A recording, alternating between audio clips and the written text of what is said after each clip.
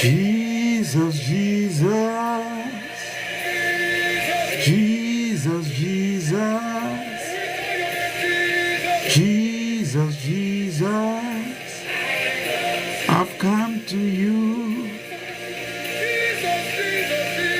Jesus, Jesus, Jesus, Jesus, Jesus, Jesus, I've come to you.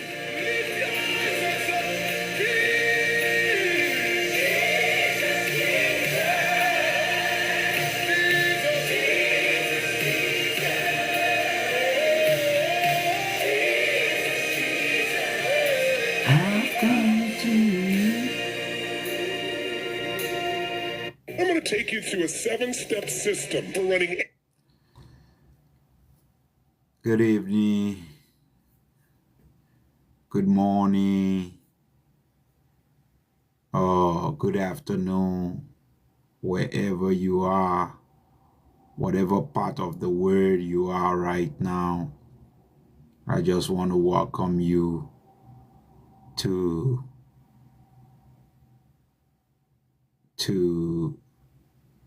another wonderful time. In fact, this is my first TikTok live, and I'm just here to introduce to you a platform that I, by the grace of God, has been opportune to run as they bring behind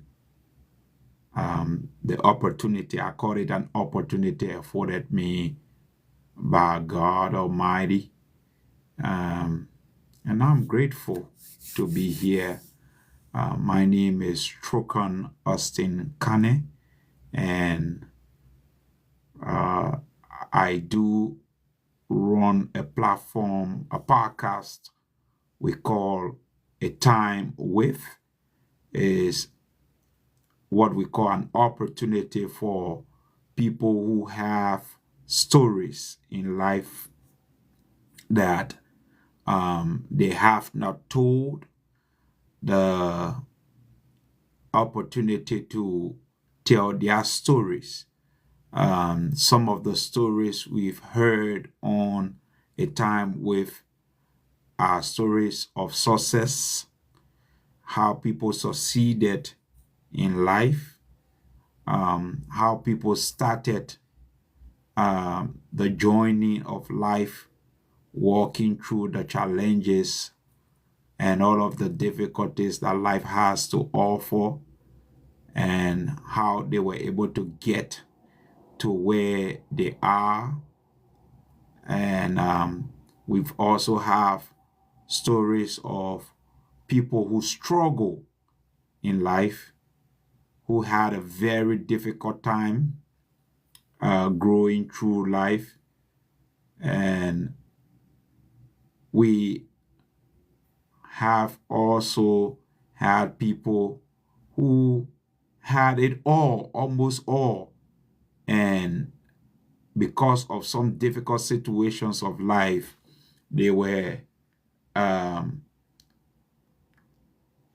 they didn't pay attention to certain things, and life caught up with them. And when life caught up with them, it became a difficult situation for them. But we are grateful that the platform is able to allow people to tell their stories.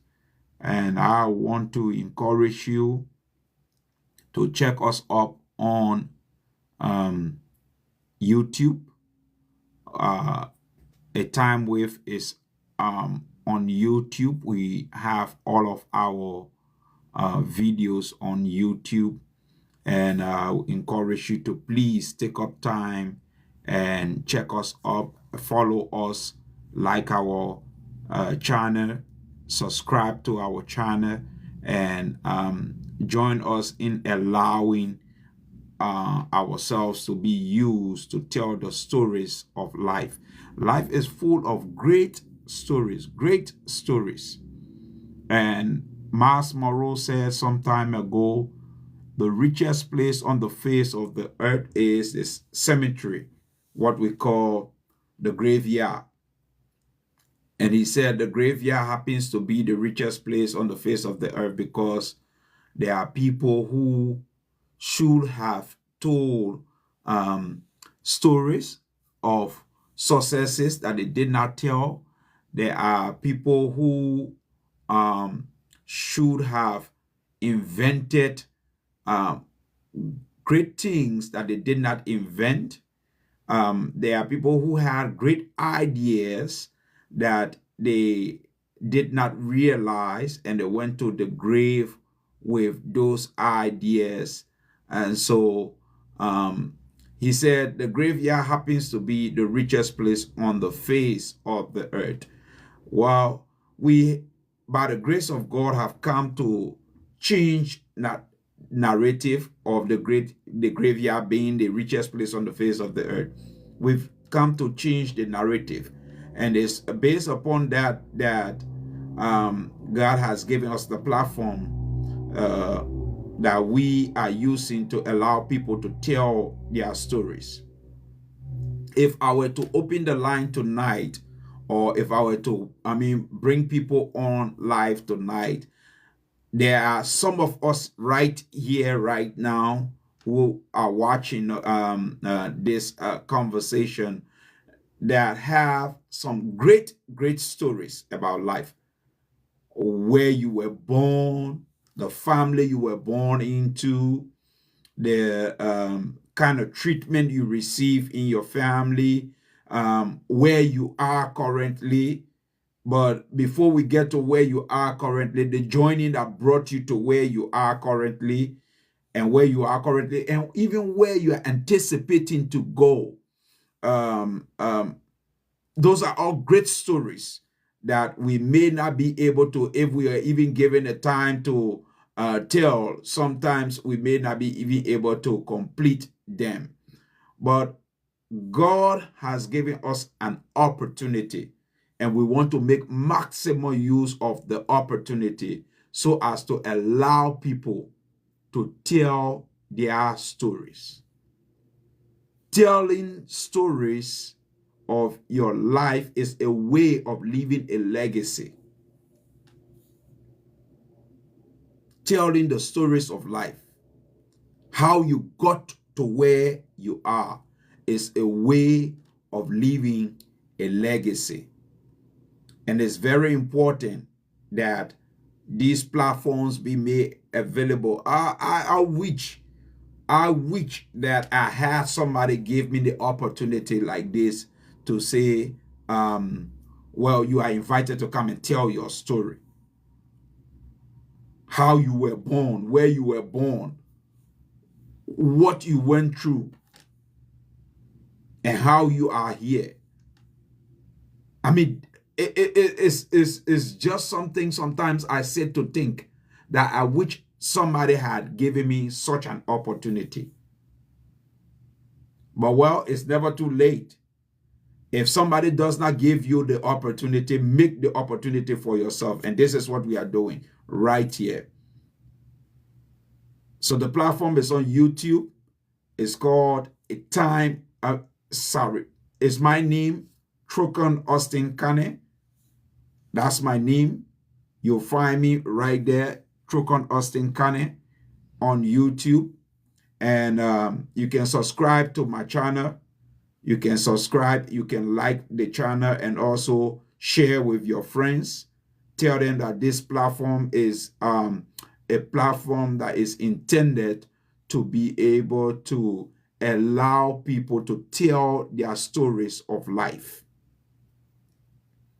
I tell you no lie, telling your story is a way of leaving a legacy.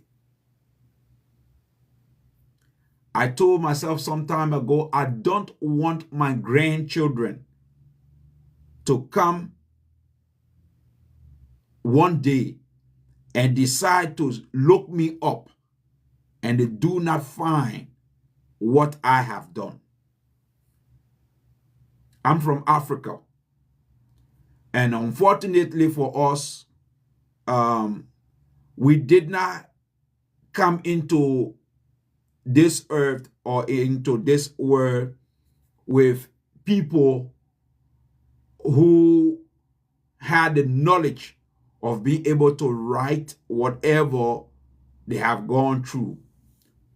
My dad comes from a village in my country called Liberia. I'm from Liberia, West Africa, and my dad comes from a village. And as far as I know, until maybe recently, my dad was the only person from that village in question that had finished high school, that had gone to college, that got a BSc, that got a master's degree, and then decided to teach other people how to teach other people. So he became a teacher of teachers.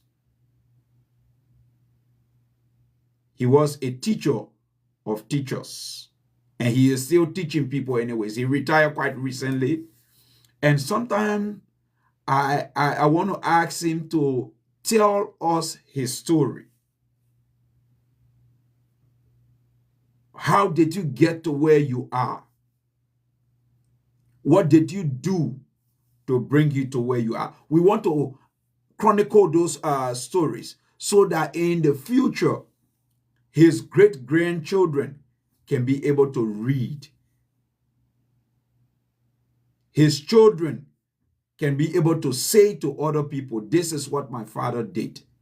We don't just want to tell the stories through, the oral means that we have. They say in history, there are two types of histories, right? Oral history and written history. So majority of us who come from Africa, all of what we have as history is oral. So we allow other people to tell our stories. Majority of our stories have been told by other people. Majority of our stories is what we tell other people that they go and write. So you see that we have the problem so much so that even our history were written by other people. The history of our nations, they were written by other people. Well, we have the opportunity to change the narrative. All of us. And I want to speak specifically to emerging leaders, young leaders. We have to change the story around. We have to change the story around. And that's why we have an opportunity given to us.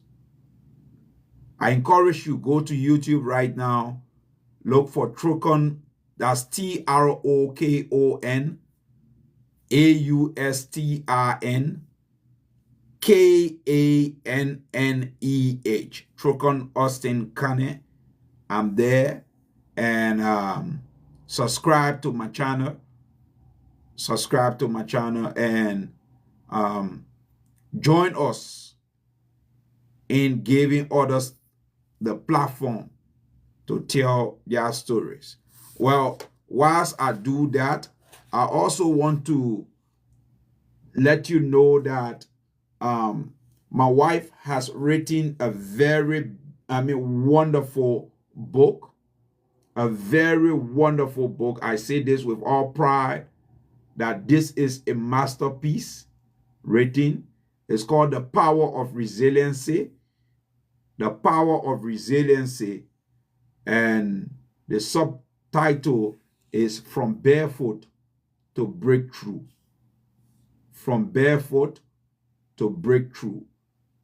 And we also have a video on our platform of her story. She told us her story. She was given the opportunity to share her story with us on the platform. And on that platform, we have some other wonderful people who have also sacrificed their sleep and their time to be able to join us in allowing others to tell their stories. Well, keep following us and let's together change the narrative of the graveyard being the richest place on the face of this earth. And let's get a copy also. You can get a copy of this book, The Power of Resiliency, From Barefoot to Breakthrough. Is on Amazon. Yes, it's on Amazon. It's also on our website, EduNet Global. That is the Education Network for Transformation. EduNet is the Education Network for Transformation. That's our non-profit organization that we use to be able to give back to society. So all of the proceeds that we generate from the sales of this book is going towards helping to change the narrative. It's going towards helping to change the narrative. And what narrative are we changing by this book sale? This book, when we sell it, the proceed from there, we use that to be able to equip rural schools in Liberia, in Africa. But we started with Liberia being our home country. We started with Liberia. And so we are anticipating growing to the place wherein we can reach the nations of Africa. We have a team in Ghana. We have a team in Ghana also that help us to get programs and projects done in Ghana. We also have, we are mobilizing a team in other African countries where we can be able to work together in equipping rural schools. Let me tell you a quick story. During the Civil War in Liberia, we fought a civil war of 14, 15 plus years in my country. And during the Civil War in my country, I was a kid, young. Yeah, not too old then. We had the opportunity, I don't know what I should say, it's an opportunity, but we were on our way to another country called Sierra Leone. My dad, my sister, and myself, we were on our way to Sierra Leone. And whilst on our way to Sierra Leone, it happened that my dad thought, well, since we are on our way to Sierra Leone, I just want us to pass to my hometown so that I can see my mother and father and tell them that I'm going to Sierra Leone, to another country, since the civil war is fighting. So my dad took us and we went to his hometown. And whilst we were in his hometown, it happened this day that the rebel forces had come to his hometown. And guess what? They came looking for him. Because he then, before the Civil War, he worked with the government at the Ministry of Education, helping to teach people. So he worked with the Ministry of Education, and the rebels said he worked in the government. For sure, he did work in the government because he was working with the Education Ministry. But I don't know whether that should be a reason why you would look for somebody to kill them. But they came to him with his own ID card. And because of the Civil War, my dad had lost weight. Because the Civil War started, it was just about 4 months before this thing had happened. So we had also walked a distance of 3-4 days to get to his hometown. So he alone, my sister, and myself. So my dad would take my sister, and then he hold me by the hand. We'll walk a certain distance. Then he'll put her down and take me and hold her by the hand. And then we walk a certain distance. That's how he did it for almost 3 days.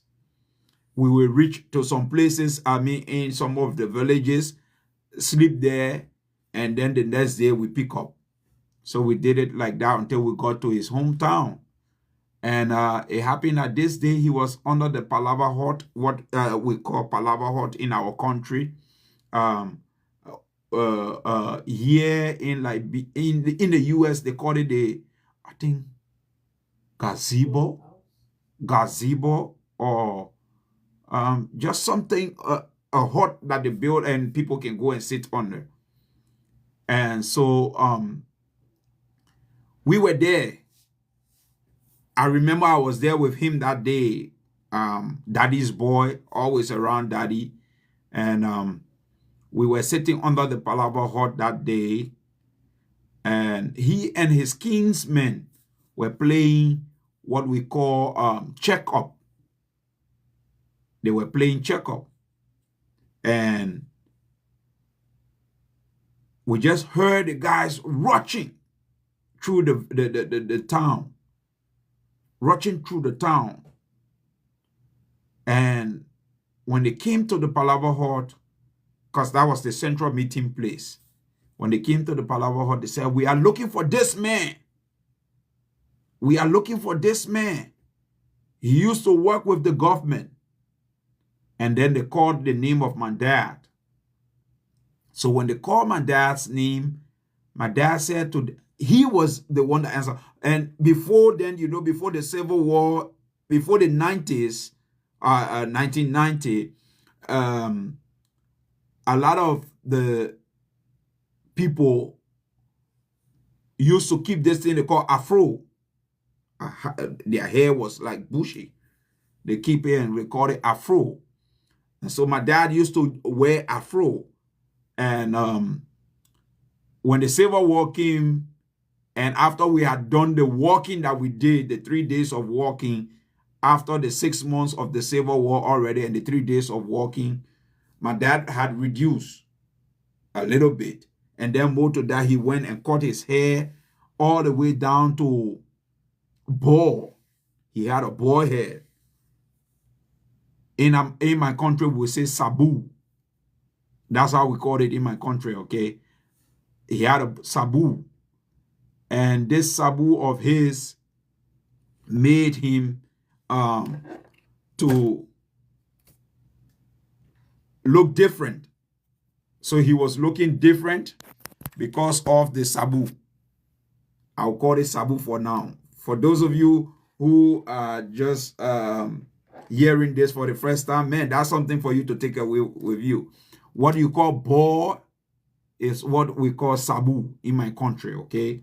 So at least you have learned something new today. You can share with some people and say, in Liberia, when you see somebody with a ball head, that person is called a sabu head person. And the brother ID card, his ID card, they found his ID card in his house in the city we had come from. They found his ID card, and that's what they were using, looking for him. Then he told them, he himself sat there and told them, oh, the man was here not too long. He just went to the other town. If you go fast enough, you might be able to catch him along the way. So my dad was like, you guys need to move fast. That's the only way you will catch him. The guys pick up all their things and they started to run after him. Can you imagine? Him they were running after is the one that talked to him. Talked to them. They started to run after him. And was on their way running after him, because from our hometown to the place he directed them is around like 4 or 5 hours of walk. So by the time they picked up, started to run after him, he left the town. He packed his things, took his bag, put on his shoulder, basically with a few documents, and then he left us in the village with his parents. And he ran away from there and went back to the capital city, our capital city, through the bush. Can you imagine? I need to ask him one day, how long did it take you to walk from your hometown to maybe the next towns along the way before you can be able to get into a vehicle or whatever to take you back to town? I need to ask him that story. But that was how my father's life got saved, because he told the guys that the man you are looking for just ran to the other town. So if you guys run fast enough, you'll be able to see him. I'm saying this to say that it is good to tell your story, because when you tell your story, had we not heard this story, or had our father not told us this story, we wouldn't have known how his life was saved. Now, it would be a great thing. Oh my God. It would be a great thing for us to have this story written into a book. It would be a very good thing to have his story written into a book. I'm trusting God one day for the time to be able to sit with him so as to have his own story be told on a platform like ours. But it's late night from where I am, and I just want to say thank you for joining me on this platform tonight.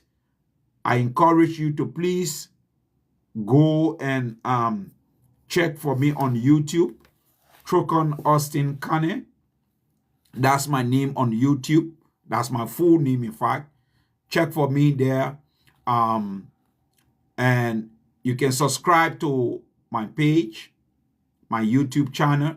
Subscribe to my channel and share with your friends that channel.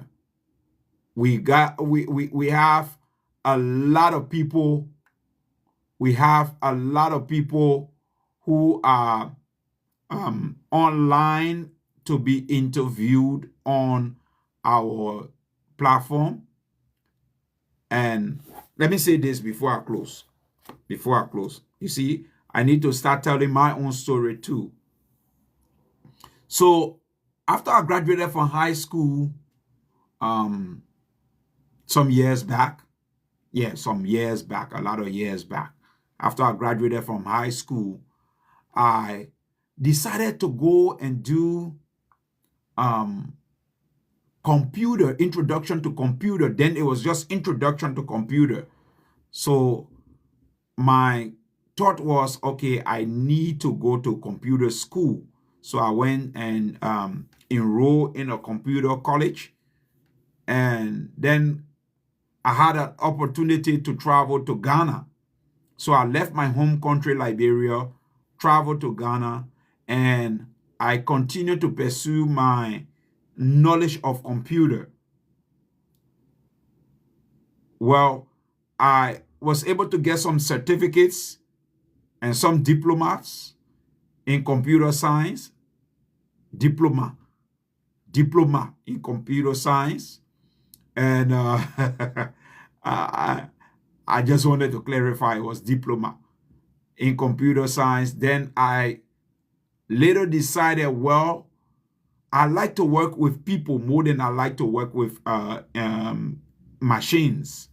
So I decided to do a course in social works.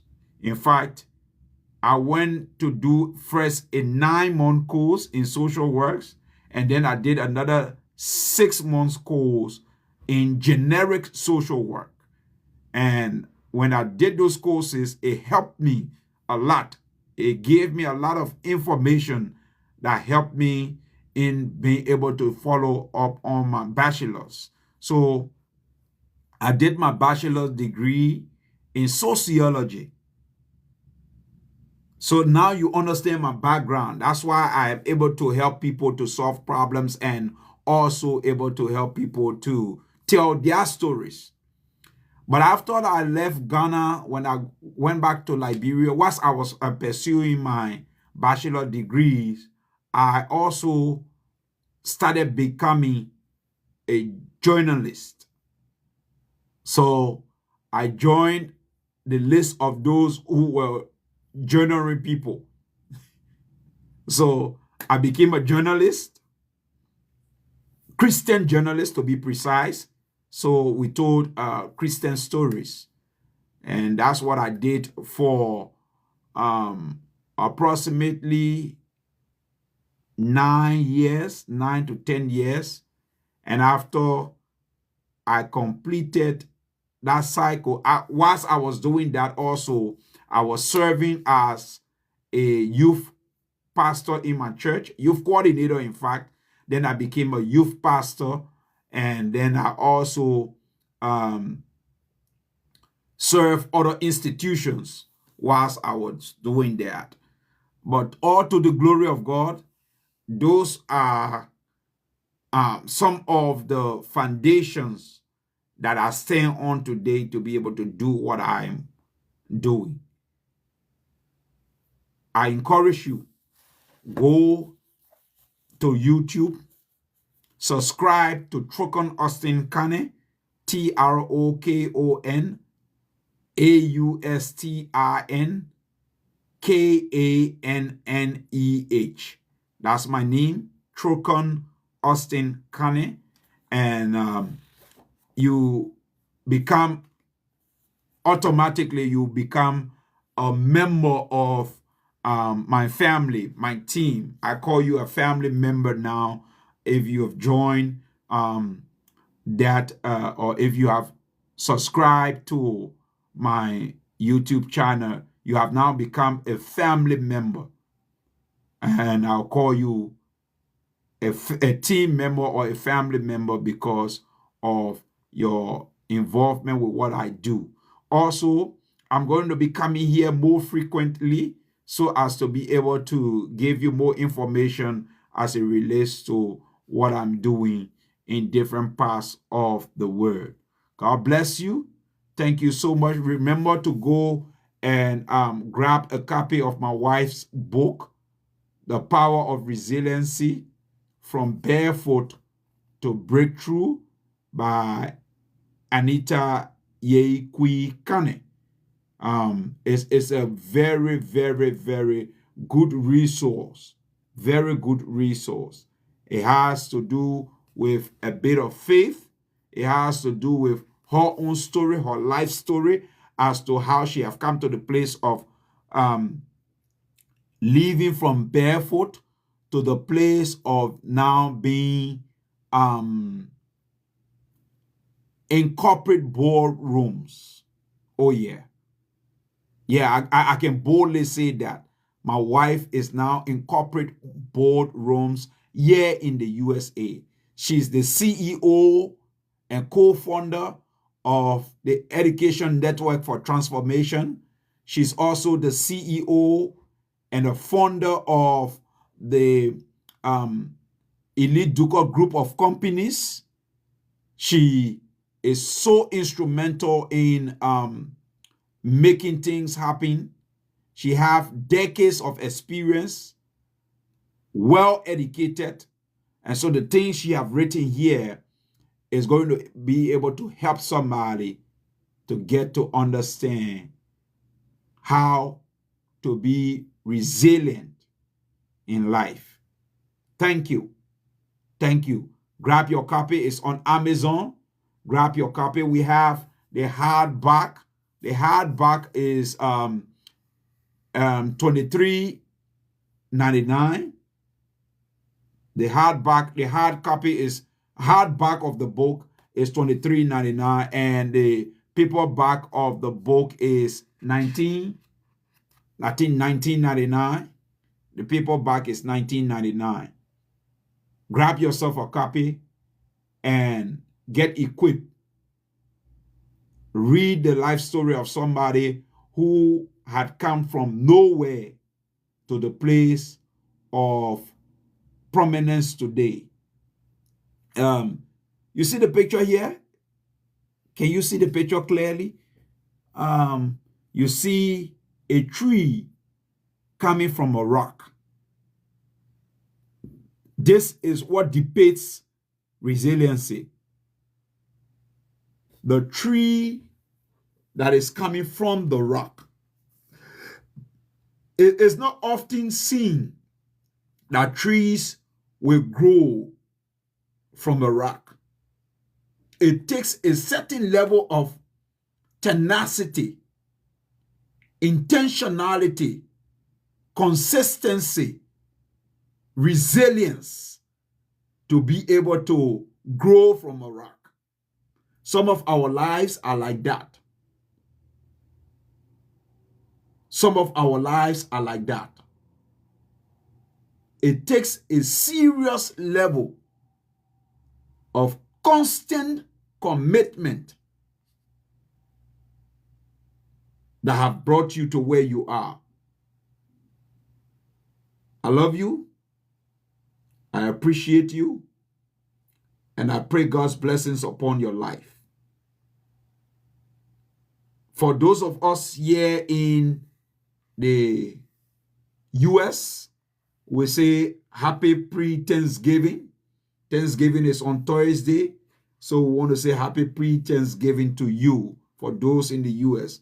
Well, for those of you in other parts of the world, we want to say God bless you and do have yourself a wonderful, wonderful time. Remember this, you are too blessed to be stressed.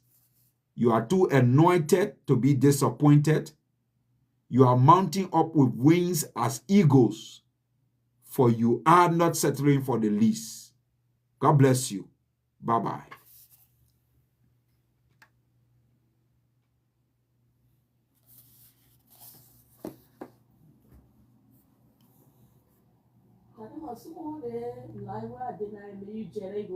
Doing 2 hours live, and you don't invite no jungle on your show.